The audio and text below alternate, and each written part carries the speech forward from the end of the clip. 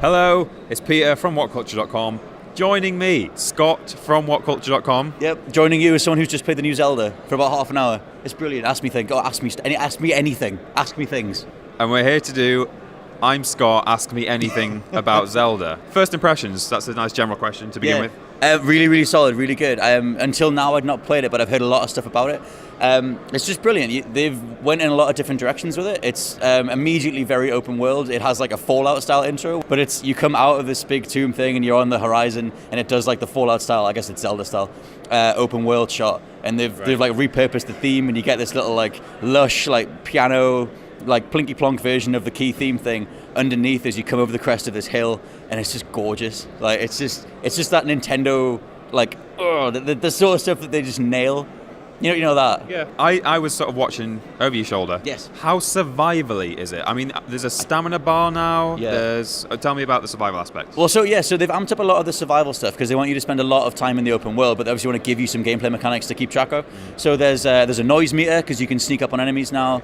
You've got a stamina meter in general for running and swimming and stuff. I died quite a bit trying just to swim bodies of water, and if Link runs out of stamina when you're doing that, you just die. Like there's no, because obviously if you run out of stamina when you're running, you'll just hang for a bit, but do it when you're swimming, you'll die. I died quite a lot like that. There's like a day-night cycle, and you can eat stuff. One of the coolest things though in terms of like what survival games have is every enemy now has a loot thing. So everything you defeat, you'll be able to pick up different items, and then you can craft them into different components, which like if you've played like Destiny, The Division, like just pretty much anything with a crafting component, No Man's Sky, like whatever, you'll immediately be like, oh, that's nice, that's something to get stuck into. Like for me, that just as soon as you realize like, oh, I killed a squidgy thing and it dropped some squidgy weird oil thing, you're just like, I wonder what I can use that in. Right. One thing I also saw over your shoulder, there is now, were they called runes or something? There's like some kind of power system. Well, they sort of have, they've not like clarified the story wholeheartedly yet, right. But they sort of have this whole, they're leaning into this idea that like this is the one Zelda that maybe ties into every other one that's gone before it, okay. In terms of there's certain like different ruins and landmarks and things,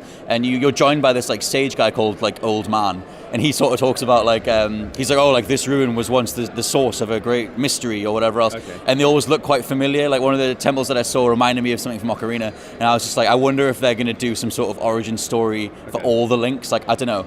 But yeah, so most of the iconography they've got is this sort of mix of like old and new. It's like fantasy style. You've got, like swords and sorcery and shields and stuff. But then sort of technology as well. Like there are like spires and towers that sort of have mystical energy within them, but they look a bit more futuristic. Like they glow bright blue or they bright orange or whatever. It's a nice little art style.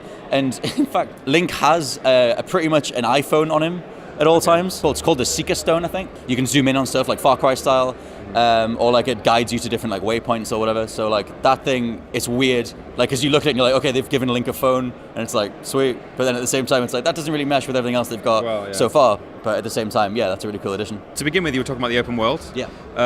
What was that like? So obviously there's this survival aspect, so I guess it's very kind of raw and kind of dangerous. And well, that's the thing. You'd sort of think that they had all these meters in place to try and make you be more serious about it. But to be honest, like there's a really good feeling of sort of like being a bit mischievous in it. Right. Like I got given an axe at the very beginning. I just ran up to a tree and just like thought I'll just hit it, and it chopped it down with a perfect wedge through it. Okay. Tree fell down, tree rolled down the hill, like proper physics, like really good like Havoc style physics. And I saw a whole bunch of enemies next to some explosive barrels, and I just clocked there was like a monument with a big boulder on top of it, and my mind went, I'm going to push that down. I'm going to see if I can push that down the hill. Right.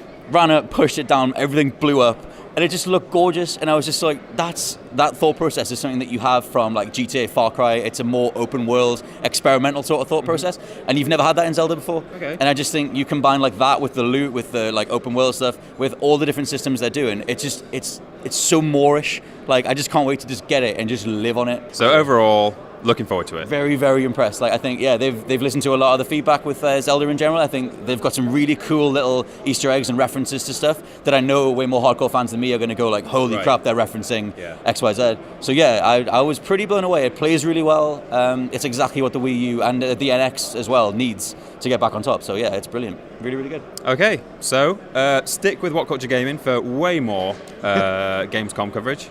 I've been Peter from WhatCulture.com. And I'm Scott from WhatCulture.com. And we'll see you next time.